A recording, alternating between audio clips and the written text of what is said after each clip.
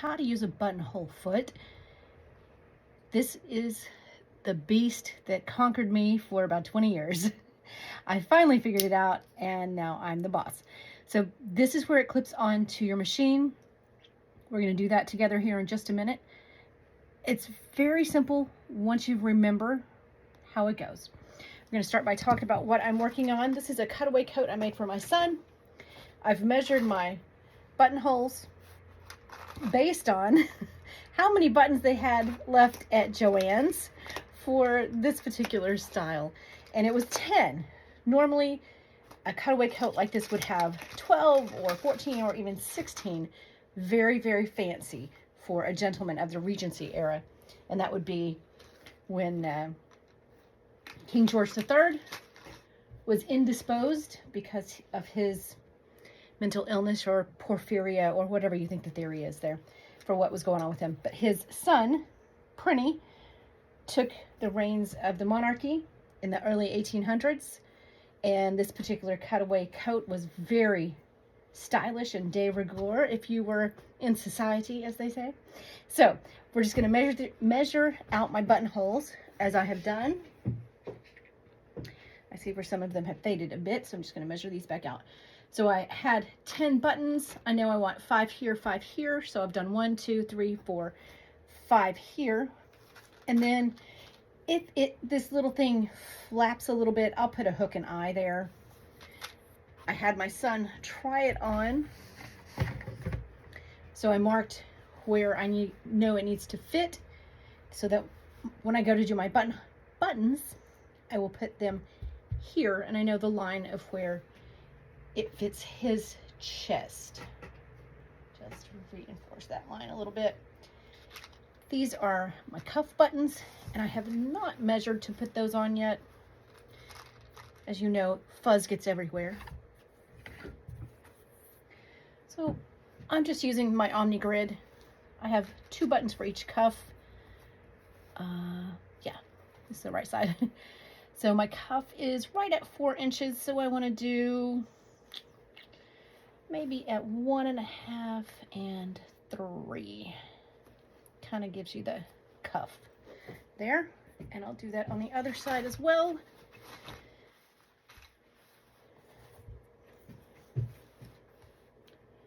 And 1.5 and 3.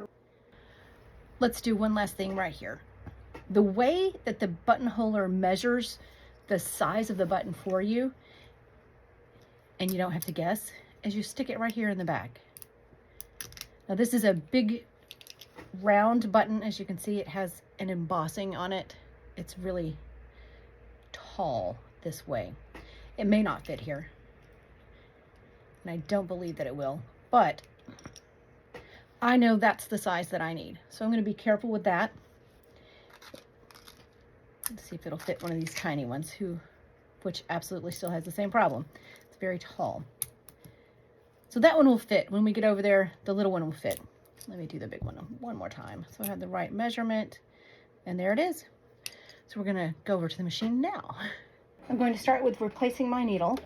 I had a Microtex on there because I was sewing some taffeta, actually, some taffeta. And this is a thicker fabric, so I'm just going to do a normal universal size 14 needle on this. I'm going to pop this one off, and I'm looking for that little line there to line back up. Lift up my shank.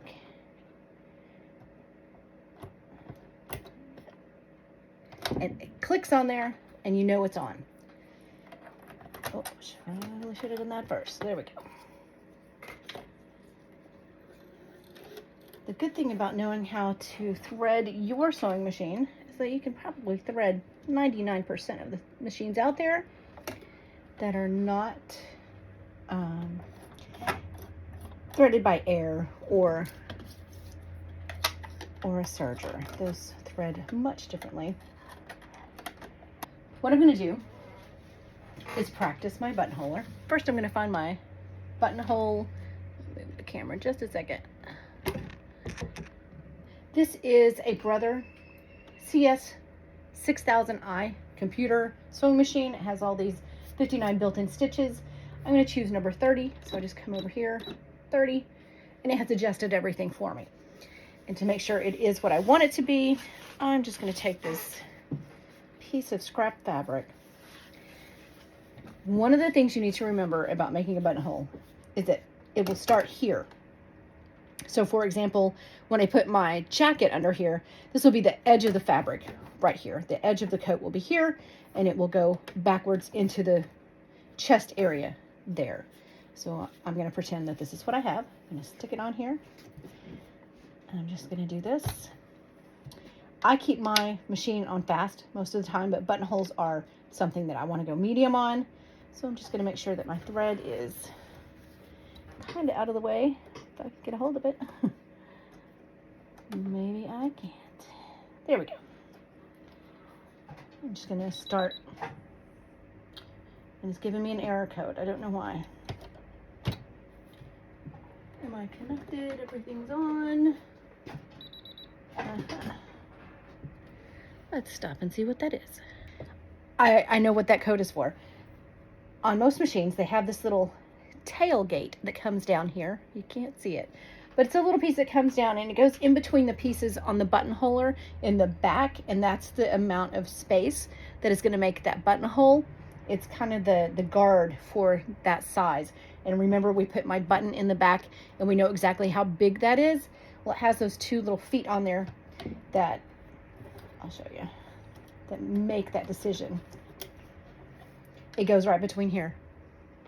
It pulls down and it goes right between there. And that's how big my buttonhole is going to be. And that's how it knows, because that little guard rail that I did not pull down. And it will, there we go. It goes down. So now it's going to happen, I promise. There we go. And you just keep your presser foot all the way down, and it'll make the button hole the size it needs to be.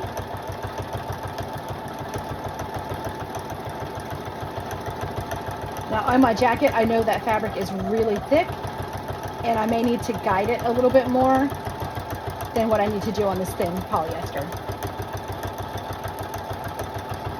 And you just keep your presser foot pressed down until it slows down at the end, and I'll show you what that looks like.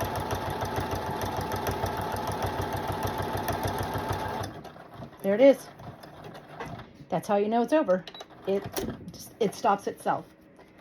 And I have moved my scissors somewhere else, so we will live like we know what we're doing.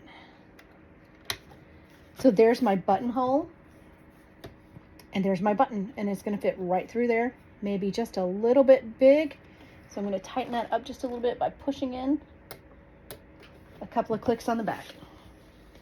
And that's what that looks like. So now we're going to do the real thing. Get my coat over here.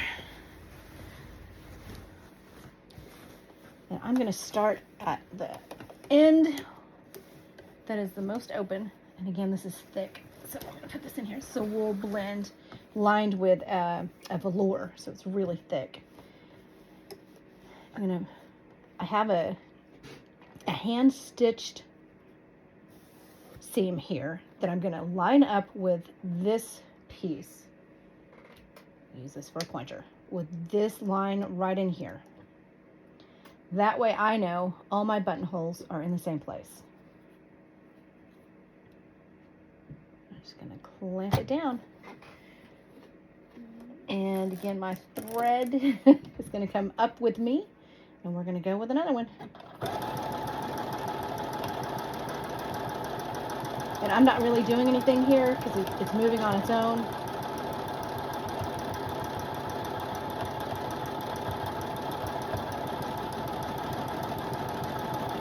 Going a little bit slower there.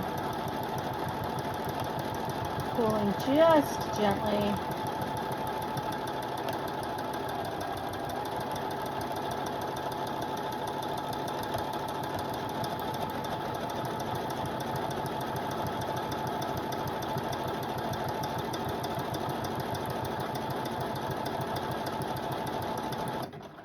And that's it.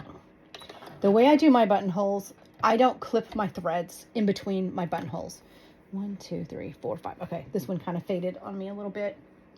Just mark it a little bit better. There. So I pick it up, and remember this flips right back to where it's supposed to be. And I just let that thread carry over, and then at the end, it's fewer threads to mess with. Okay, so I'm gonna make sure I have this where I wanted it to be.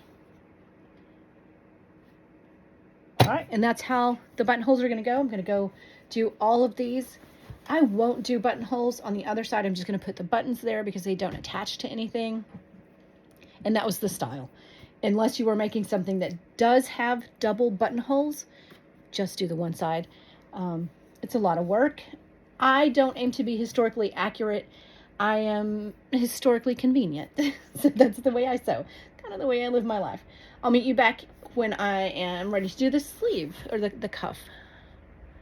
So here are my 5 buttonholes. They're nicely done. I did want to mention that when I bought this machine, I had worn out 2 heavy-duty Singer machines. I sew frequently. So I started looking for a machine that was specifically the best at making buttonholes. And this was the machine that was in my price range. I had never owned a Brother machine before. I still remember when a Brother machine was like buying a Hyundai. It was the cheapest thing you could buy, and the quality reflected that. These days, Brother has come a long way. They make a really good machine. The serger I have is also a Brother. It's just a very simple one because I don't know all the serger tricks. I don't really want to either. That seems like a lot of pressure and trouble. So I just have some basic things, and I do what I do on them. I don't need anything fancy. All right, let's remember that we need the tiny buttonhole to come back into the machine. Buttonholers are never 100%. This second buttonhole, see if I can get a picture on this. The second buttonhole stopped. It kept trying to put it over the old seam, like over the first seam. So I'm gonna see if I can fake it by putting it back in here and running that original side on the right side of it rather than on the left. I'm also trying to make sure I don't have the other side of the cuff in there, which it happens, right? All right, so I thought I'd put this one on camera because sometimes buttonholes, like the universe, are a challenge. So we're just gonna see if it'll go right back here for me. And this time I really am guiding it with my hand. And it's gonna try to,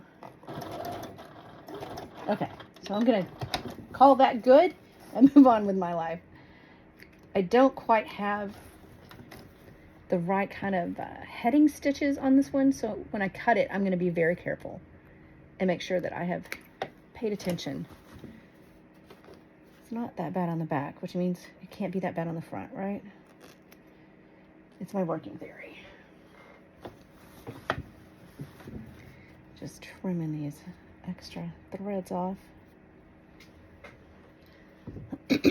So those are those 2. One looks better than the other. Which one of these is not like the other? Get the other sleeve. That's all I have left on this coat. And then I will put the buttons on at my leisure. I want to do this particular pattern again and do maybe a little military braid on it. But I have a lot of things coming up first. So this one, remember I used the line here of the houndstooth on the other jacket. This one I know is wider than the other one. So I'm just going to move up a little bit and kind of eyeball it. If what people notice about this jacket is that the buttonholes on the cuffs don't quite match, then they're probably not people I want to know. And there are people out there who will do that. There are names for them. We won't repeat it, but there are names. Here we go.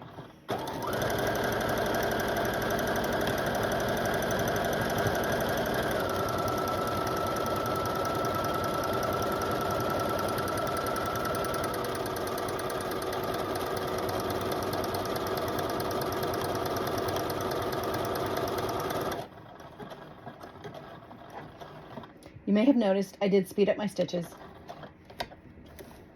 When I'm not on camera, I like to go fast. I like to go fast, Mommy. And that one came back a little farther than what I wanted, but I'm gonna just live with it, right?